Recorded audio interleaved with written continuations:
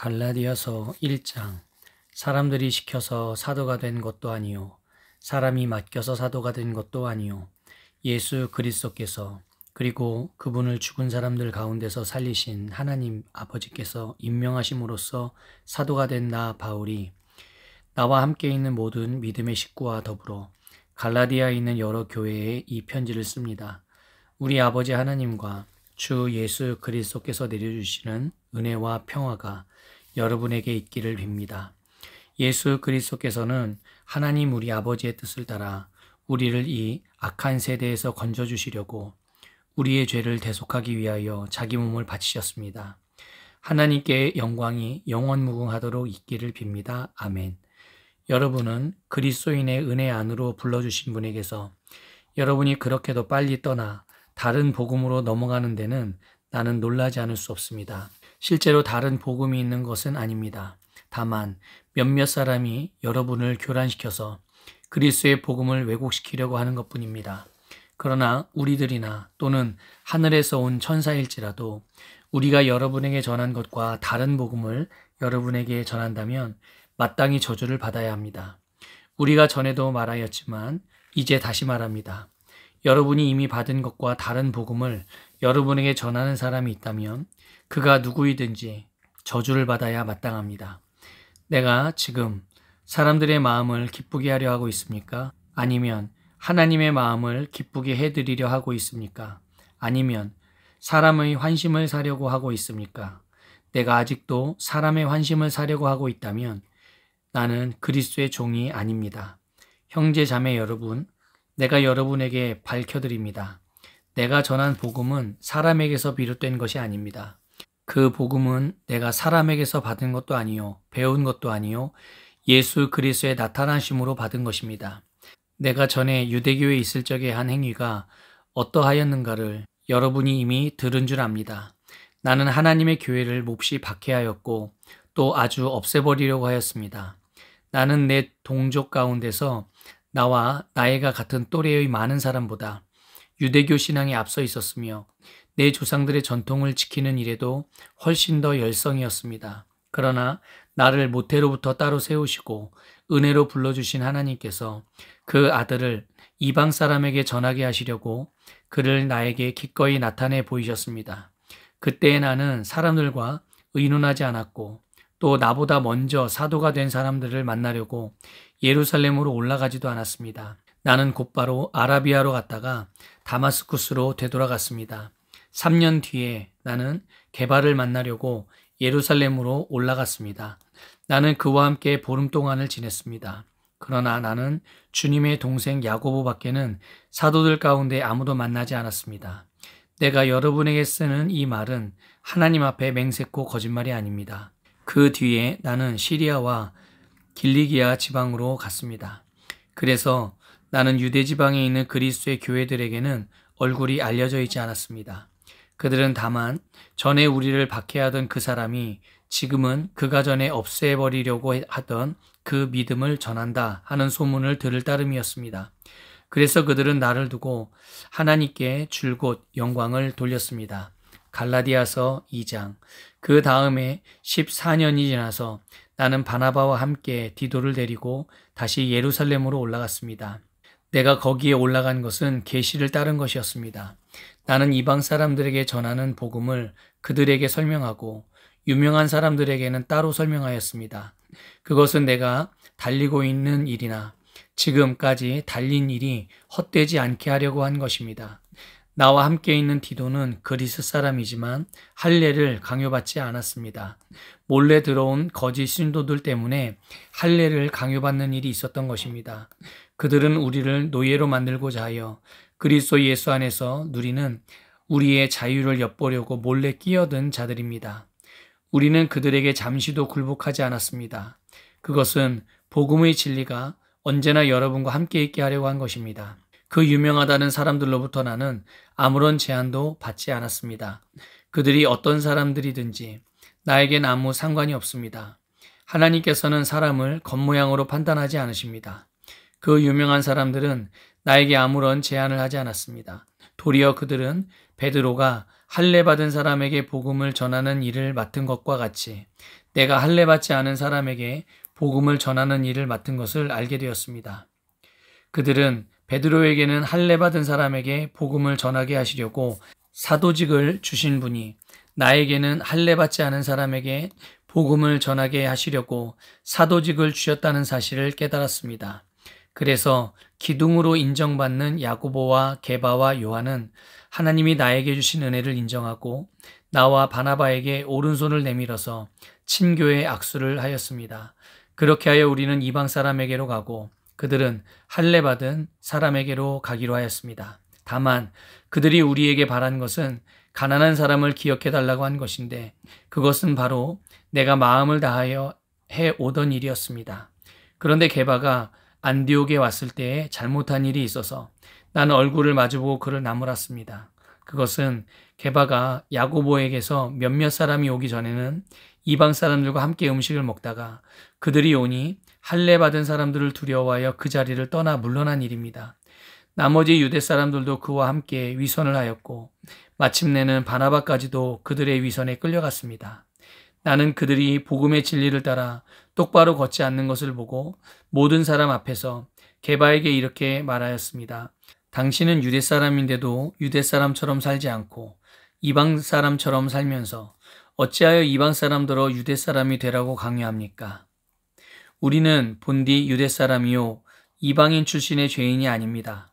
그러나 사람이 율법을 행하는 행위로 의롭게 되는 것이 아니라 예수 그리스도를 믿는 믿음으로 의롭게 되는 것임을 알고 우리도 그리스도 예수를 믿은 것입니다. 그것은 우리가 율법을 행하는 행위로가 아니라 그리스도를 믿는 믿음으로 의롭다고 하심을 받고자 했던 것입니다. 율법을 행하는 행위로는 아무도 의롭게 될 수 없기 때문입니다. 우리가 그리스도 안에서 의롭다고 하심을 받으려고 하다가 우리가 죄인으로 드러난다면 그리스도는 우리로 하여금 죄를 짓게 하시는 분이라는 말입니까? 그럴 수 없습니다. 내가 헐어버린 것을 다시 세우면 나는 나 스스로를 범법자로 만드는 것입니다. 나는 율법과의 관계에서는 율법으로 말미암아 죽어버렸습니다. 그것은 내가 하나님과의 관계 안에서 살려고 하는 것입니다. 나는 그리스도와 함께 십자가에 못 박혔습니다. 이제 살고 있는 것은 내가 아닙니다. 그리스도께서 내 안에 살고 계십니다. 내가 지금 육신 안에서 살고 있는 삶은 나를 사랑하셔서 나를 위하여 자기 몸을 내어주신 하나님의 아들을 믿는 믿음 안에서 살아가는 것입니다. 나는 하나님의 은혜를 헛되게 하지 않습니다. 의롭다고 하여 주시는 것이 율법으로 되는 것이라면 그리스도께서는 헛되이 죽으신 것이 됩니다. 갈라디아서 3장. 어리석은 갈라디아 사람들이여, 예수 그리스도께서 십자가에 못 박히신 모습이 여러분의 눈앞에 선한데 누가 여러분을 홀렸습니까? 나는 여러분에게서 이 한 가지만을 알고 싶습니다. 여러분은 율법을 행하는 행위로 성령을 받았습니까? 그렇지 않으면 믿음의 소식을 들어서 성령을 받았습니까? 여러분은 그렇게도 어리석습니까? 성령으로 시작하였다가 이제 와서는 육체로 끝마치려고 합니까? 여러분의 그 많은 체험은 다 허사가 되었다는 말입니까? 참말로 허사였습니까? 하나님께서 여러분에게 성령을 주시고 여러분 가운데서 기적을 행하시는 것은 여러분이 율법을 행하기 때문입니까? 아니면 믿음의 소식을 듣기 때문입니까? 그렇지 않으면 여러분이 복음을 듣고 믿어서 그렇게 하신 것입니까? 그것은 아브라함이 하나님을 믿으니 하나님께서 그것을 의로운 일로 여겨주셨다는 것과 같습니다. 그러므로 믿음에서 난 사람들이야말로 아브라함의 자손임을 여러분은 아십시오. 또 하나님께서 이방 사람을 믿음에 근거하여 의롭다고 여겨주신다는 것을 성경은 미리 알고서 아브라함에게 모든 민족이 너로 말미암아 복을 받을 것이다 하는 기쁜 소식을 미리 전하였습니다. 그러므로 믿음에서 난 사람들은 믿음을 가진 아브라함과 함께 복을 받습니다. 율법의 행위에 근거하여 살려고 하는 사람은 누구나 다 저주 아래 있습니다. 기록된 바 율법책에 기록된 모든 것을 계속하여 행하지 않는 사람은 다 저주 아래 있다 하였습니다. 하나님 앞에서는 율법으로는 아무도 의롭게 되지 못한다는 것이 명백합니다. 의인은 믿음으로 살 것이다 하였기 때문입니다. 그러나 율법은 믿음에서 생긴 것이 아닙니다. 오히려 율법의 일을 행하는 사람은 그 일로 살 것이다 하였습니다. 그리스도께서 우리를 위하여 저주를 받은 사람이 되심으로써 우리를 율법의 저주에서 속량해 주셨습니다.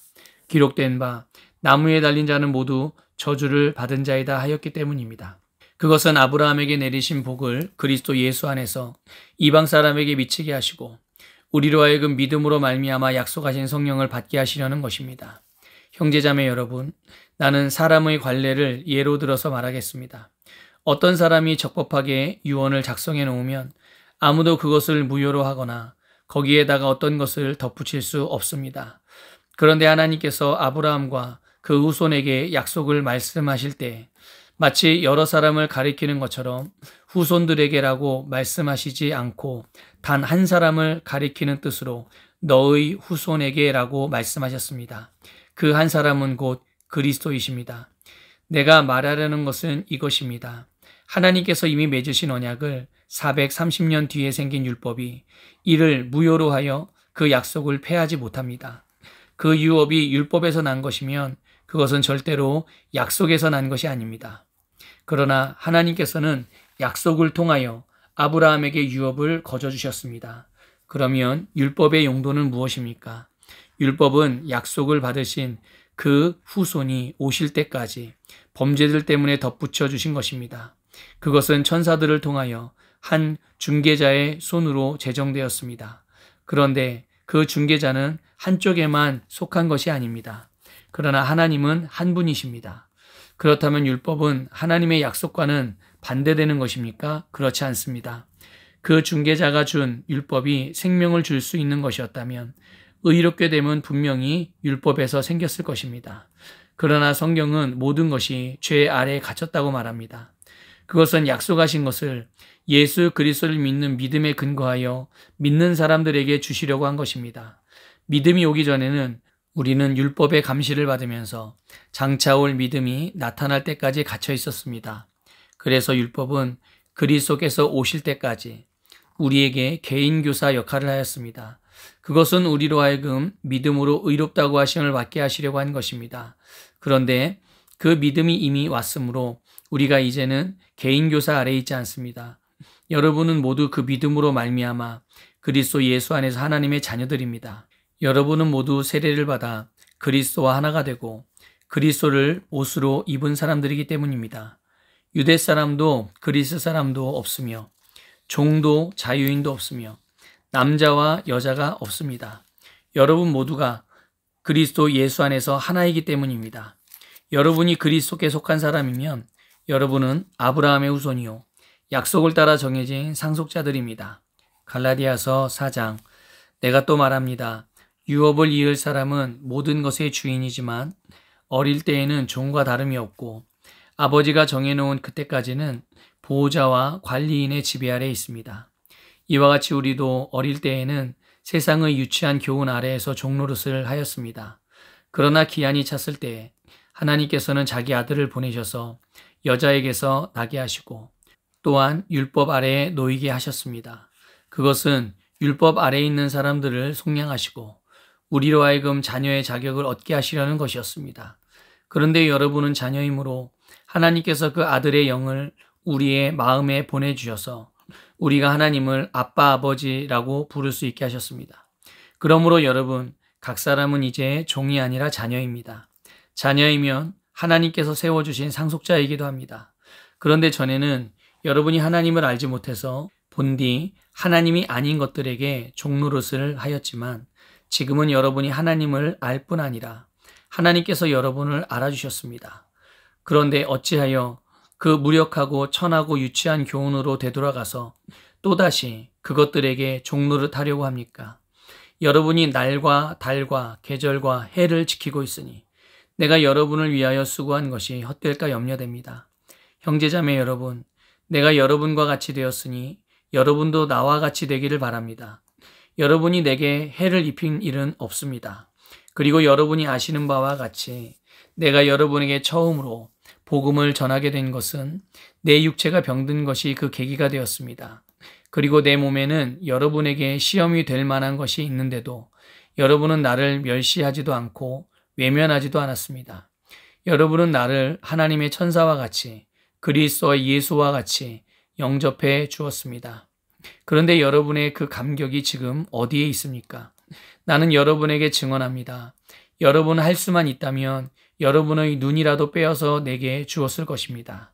그런데 내가 여러분에게 진실을 말하기 때문에 여러분의 원수가 되었습니까? 위에서 내가 말한 사람들이 여러분에게 열심을 내는 것은 좋은 뜻으로 하는 것이 아니라 여러분을 내게서 떼어놓아서 여러분으로 하여금 자기네들을 열심히 따르게 하려고 하는 것입니다. 그런데 그들이 좋은 뜻으로 여러분에게 열심을 낸다면 그것은 내가 여러분과 함께 있을 때뿐만 아니라 언제든지 좋은 일입니다. 나의 자녀 여러분, 나는 여러분 속에 그리스도의 형상이 이루어지기까지 다시 해산의 고통을 겪습니다.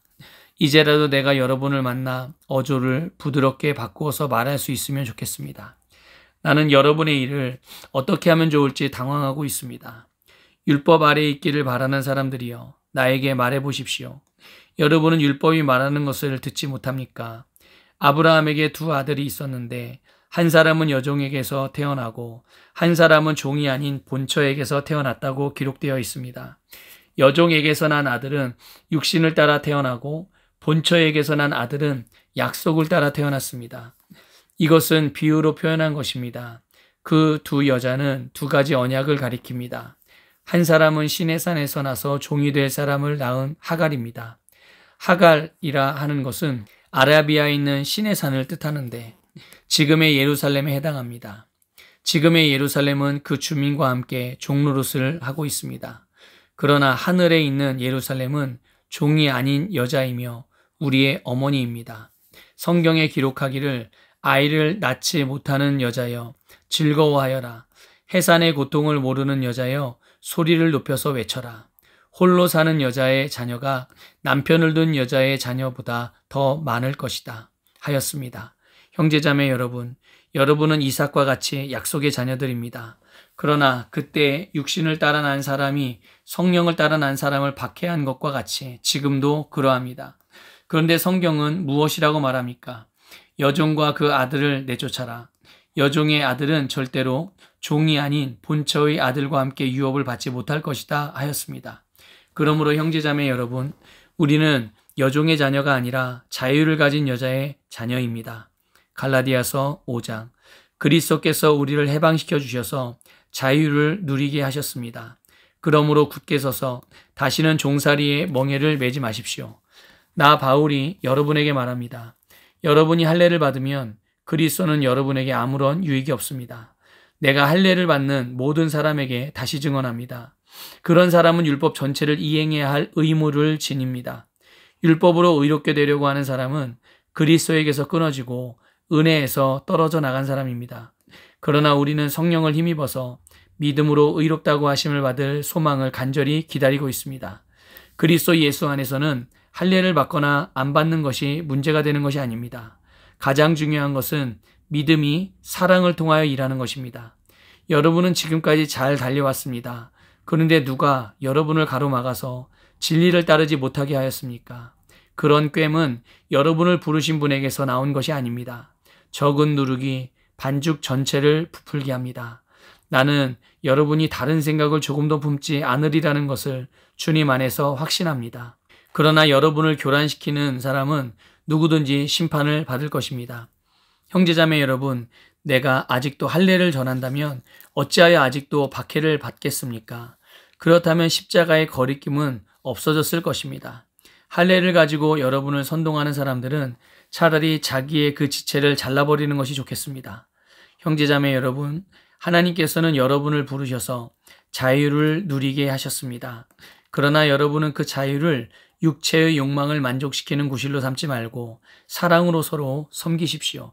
모든 율법은 내 이웃을 내 몸과 같이 사랑하여라 하신 한마디 말씀 속에 다 들어있습니다. 그런데 여러분이 서로 물어뜯고 잡아먹고 하면 피차 멸망하고 말 터이니 조심하십시오. 내가 또 말합니다. 여러분은 성령께서 인도하여 주시는 대로 살아가십시오. 그러면 육체의 욕망을 채우려 하지 않을 것입니다. 육체의 욕망은 성령을 거스르고 성령이 바라시는 것은 육체를 거스릅니다. 이 둘이 서로 적대 관계에 있으므로 여러분은 자기가 원하는 일을 할 수 없게 됩니다. 그런데 여러분이 성령의 인도하심을 따라 살아가면 율법 아래에 있는 것이 아닙니다. 육체의 행실은 환히 드러난 것들입니다. 곧 음행과 더러움과 방탕과 우상숭배와 마술과 원수매증과 다툼과 시기와 분냄과 분쟁과 분열과 파당과 질투와 술취함과 흥청망청 먹고 마시는 노름과 그와 같은 것들입니다. 내가 전에도 여러분에게 경고하였지만 이제 또다시 경고합니다. 이런 짓을 하는 사람들은 하나님의 나라를 상속받지 못할 것입니다. 그러나 성령의 열매는 사랑과 기쁨과 화평과 인내와 친절과 선함과 신실과 온유와 절제입니다.